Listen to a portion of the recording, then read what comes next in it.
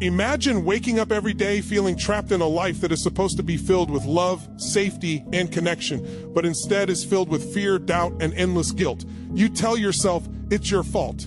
You justify their anger, their control, their words that cut deeper than any bruise.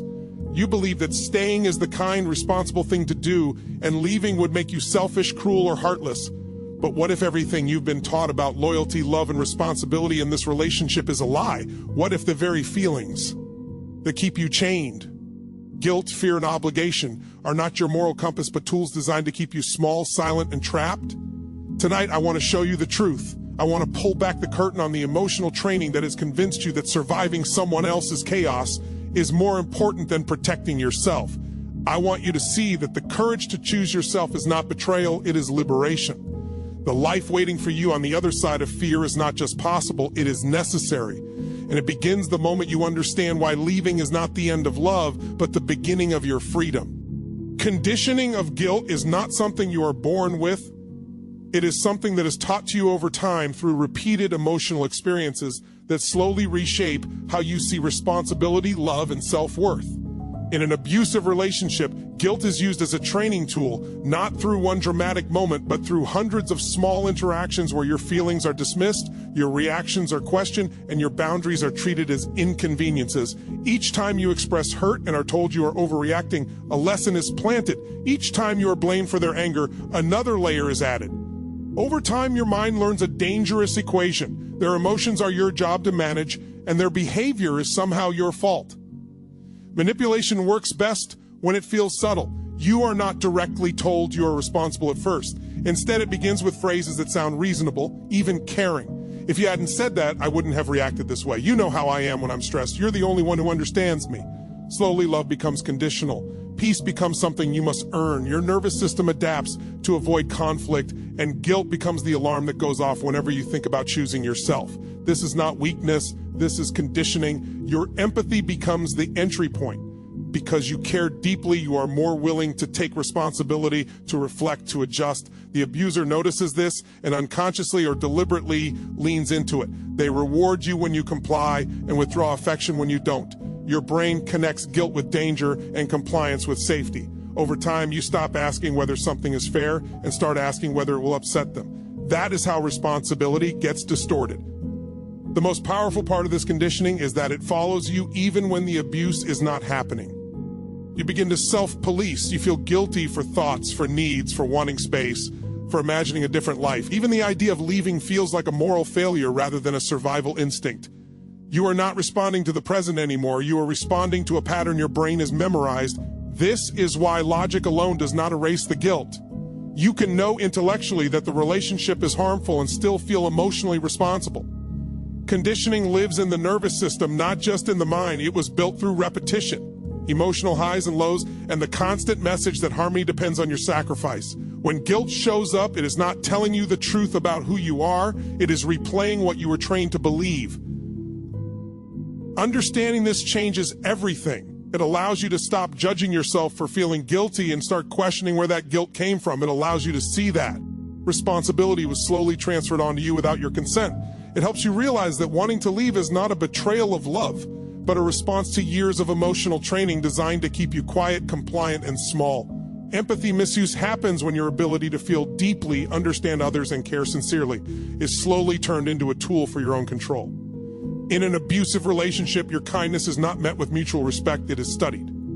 The abuser notices that you feel bad quickly, that you try to understand intentions that you excuse.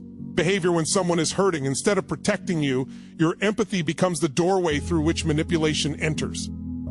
You begin to see their pain more clearly than your own, and that imbalance becomes the foundation of guilt. At first, it feels like love. You listen longer, forgive faster, and explain their behavior in ways that make it easier to stay. You tell yourself, they had a hard past, they are under pressure, they didn't mean it. Each time you do this, you override your own emotional signals. Your body reacts to harm, but your empathy steps in and silences it. This is how kindness starts working against you, not because empathy is wrong, but because it is being exploited in an environment where accountability is absent. Over time, the abuser learns that your compassion can be triggered on command. A shift in tone, a story of stress, a moment of vulnerability, and suddenly the focus moves away from what they did and onto how they feel. You are pulled into emotional caretaking mode. Your pain is postponed. The conversation ends not with repair, but with you feeling guilty for bringing it up in the first place. This repetition trains your mind to associate asserting needs with causing harm. Your empathy also makes you imagine their future without you. You picture them broken, lost, unable to cope. That image creates guilt before you even act. You feel responsible not just for the relationship, but for their emotional survival. This is a heavy burden no one should carry. You are responding to imagined suffering while ignoring real harm. That distortion is not accidental. It is reinforced every time your compassion is met with blame, sadness, or emotional withdrawal. Another layer of empathy misuse is when you are praised for being understanding only when you tolerate pain. You are told you are special because you stay, because you see the good in them, because you don't give up easily. Your endurance is romanticized. Your silence is rewarded. This makes leaving feel like a failure of character rather than an act of self-respect. You confuse loyalty with self-erasure. What makes this especially painful is that your empathy is real. It comes from strength, not weakness. But in an abusive dynamic, strength without boundaries beco. Liability. You are not too sensitive. You are not too caring. You are caring in a situation that requires limits, not sacrifice. Guilt arises because your empathy has been trained to move outward while your needs have been pushed aside. Recognizing this is not about becoming colder. It is about redirecting compassion back to yourself and understanding that empathy was never meant to cost you your safety, your voice, or your life. Fear of consequences is one of the most powerful forces keeping you emotionally trapped, and it often disguises itself as responsibility, logic, or guilt. When you think about leaving, your mind doesn't simply imagine freedom, it immediately jumps to everything that could go wrong. You picture their anger, their collapse, their threats, their promises, the reactions of family, the judgment of society, the financial uncertainty, the loneliness, the chaos. None of this is happening in the present moment, yet your body reacts as if it already is. Your nervous system goes into survival mode, and that fear is mislabeled as guilt. Abusive dynamics train your brain to anticipate danger. You have learned through experience that actions have emotional consequences. Speaking up leads to conflict. Setting boundaries leads to punishment. Withdrawal of affection follows independence. Over time, your brain stops asking whether something is right and starts asking whether it is safe. Leaving becomes associated with catastrophe, even if the abuse itself is already catastrophic. This conditioning makes imagined outcomes feel more real than current suffering. Fear also grows stronger because abusers often reinforce it directly or indirectly. They hint at what will happen if you leave. They question how you will survive alone. They paint themselves as the victim who will be destroyed without you. Even when these messages are not spoken out loud, they are implied through behavior. Your mind fills in the gaps. You begin to believe that leaving will cause irreversible damage, not just to them, but to your entire world. This fear is not always about physical danger. Often it is emotional and social. Fear of being alone after years of isolation. Fear of starting over when your confidence has been eroded. Fear of being blamed or misunderstood by others who don't see the full picture. Fear that you will regret it, that you will be haunted by what-if thoughts. These imagined futures feel heavier than the known pain because the unknown gives fear unlimited space to grow. Guilt enters when fear convinces you that preventing these consequences is your responsibility. You tell yourself that staying is the safer, kinder, more rational option. You confuse risk avoidance with morality. But fear is not a moral guide. It is a protective mechanism that has been overstimulated by prolonged stress. In abusive environments, fear does not point you toward truth. It points you toward familiarity. The most important thing to understand is that fear of consequences is a sign of awareness, not weakness. It means your mind is trying to prepare you for change. But preparation becomes paralysis when fear is allowed to run the story alone. You are not responsible for managing outcomes that are beyond your control. You are not required to sacrifice your well-being to avoid hypothetical disasters. The consequences you imagine have been magnified by trauma, repetition, and emotional exhaustion. Recognizing this allows you to separate real risk from conditioned fear and to see that the price of staying has consequences too, ones that are certain, ongoing, and quietly devastating. Identity erosion happens so slowly that most people don't realize it until they no longer recognize themselves. In an abusive relationship, you don't wake up one day without an identity. It is worn down piece by piece through daily compromises that seem harmless at the time. You adjust your tone to avoid conflict. You shrink your opinions to keep peace. You delay your needs because theirs always feel more urgent. None of this feels like losing yourself in the moment. It feels like being understanding, flexible, loving. But over time, these adjustments stop being choices and start becoming who you are allowed to be. Abuse doesn't just attack your emotions, it rewrites your self-image. You begin to see yourself through their reactions. If they are calm, you feel worthy. If they are angry, you feel flawed. Your sense of value becomes externally regulated. You stop asking what you want and start asking what will keep things stable. This is how identity erosion creates guilt. When your role becomes caretaker, peacekeeper, or emotional buffer, leaving feels like abandoning a responsibility rather than reclaiming a life. You are subtly trained to believe that your worth comes from endurance. You are praised for being patient, for staying, for understanding, for not giving up. Your pain is reframed as proof of loyalty. Your silence becomes a sign of maturity. Over time, you internalize the belief that being a good person means tolerating discomfort and putting others first at all costs. When you think about leaving, guilt shows up because it feels like a violation of who you have been conditioned to be. Another layer of identity erosion is self-doubt.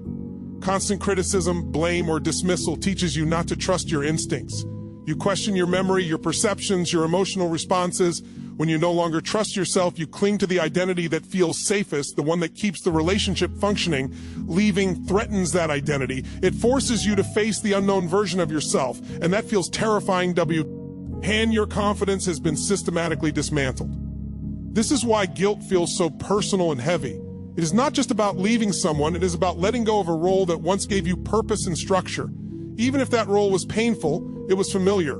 Abuse convinces you that without the relationship you will be empty, directionless, incomplete. But the truth is the opposite. The emptiness you feel is not who you are. It is the space left behind by years of self-erasure. You did not lose your identity because you were weak. You adapted to survive. You became who you needed to be in order to get through each day with the least amount of harm. That adaptability is not something to be ashamed of, but is not something you are meant to stay trapped in. Guilt arises because you mistake survival patterns for character traits. You believe leaving means becoming someone worse, when in reality it means becoming someone whole again. Reclaiming your identity does not mean becoming selfish or cold. It means remembering that you existed before the abuse and that person is still there beneath the conditioning. Wanting to leave is not a betrayal of who you are. It is evidence that your true self is pushing back against the version of you that was built to survive rather than live. Reclaiming power begins the moment you realize that self-respect is not something you take away from others, it is something you return to yourself. In abusive relationships, power is slowly transferred out of your hands and into the hands of emotional obligation. You are taught directly or indirectly that being a good person means enduring discomfort, suppressing your needs, and prioritizing someone else's emotional state over your own safety and well-being. Over time, obligation replaces choice, and love becomes something you owe rather than something you freely give. Emotional obligati. On is powerful because it feels moral. You tell yourself that leaving would hurt them, that staying proves loyalty, that sacrificing yourself makes you compassionate. But obligation is not love when it requires self-abandonment. When your decisions are driven by fear of being seen as selfish, cruel, or heartless, you are no longer acting from your values, you are acting from conditioning. Abuse trains you to confuse compliance with kindness and endurance with strength. Reclaiming power does not happen through anger or rebellion. It happens through clarity. Clarity that your life has value independent of anyone else's needs. Clarity that responsibility has limits. You are responsible for your actions, your boundaries, your healing. You are not responsible for managing another adult's emotions, choices, or reactions. The moment you accept this, guilt begins to loosen its grip because guilt thrives on false responsibility. Self-respect feels uncomfortable at first because it is unfamiliar. You may feel selfish for saying no. You may feel cruel for choosing distance. You may feel wrong for prioritizing peace. That discomfort does not mean you are doing something bad. It means you are breaking a pattern where your worth was measured by how much you were willing to endure. When you choose self-respect, you challenge the unspoken rule that your role is to absorb pain so others don't and have to face themselves. Power is also reclaimed when you stop asking for permission to exist fully. Abuse teaches you to negotiate your right to rest, to speak, to want more. Choosing yourself feels like betrayal because you were rewarded for disappearing, but your needs are not a threat. Your boundaries are not punishments.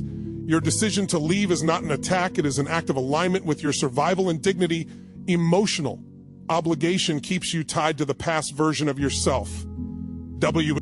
Ho believed staying was the only way to be safe or loved. Reclaiming power means honoring that version for surviving while refusing to let it dictate your future. You are allowed to change. You are allowed to outgrow roles that once kept you alive but now keep you small. Strength is not measured by how much you tolerate, but by how honestly you respond to what is harming you. Choosing self-respect does not mean you stop caring. It means you stop sacrificing yourself to prove it. It means understanding that love without freedom is not love, and responsibility without limits is not virtue. When you reclaim your power, you are not choosing against someone else. You are choosing back into yourself, into your voice, into your right to live without fear, obligation, or constant self-betrayal. If you take nothing else from this message, take this truth with you. The guilt you feel is not a sign that you are wrong. It is a sign that you have been conditioned to put yourself last. That guilt was built through empathy misuse, fear of consequences, and the slow erosion of your identity, but none of those define who you truly are. Wanting to leave an abusive relationship is not a failure of love, loyalty, or character. It is the awakening of self-respect. The moment you understand that you are not responsible for fixing, saving, or sacrificing yourself for someone else, you begin to reclaim your power. Leaving is not an act of cruelty. It is an act of courage. And choosing yourself is not selfish. It is necessary for your survival, your healing, and your future. To anyone listening who is standing at the edge of this decision, know this: you are stronger than the fear in your mind and braver than the guilt in your heart. Take each step at your own pace and trust that clarity will meet you as you move forward. I wish you courage, peace, and the strength to choose yourself with pout apology. Thank you for listening. Thank you for your courage. And thank you for being willing to hear the truth that may change your life.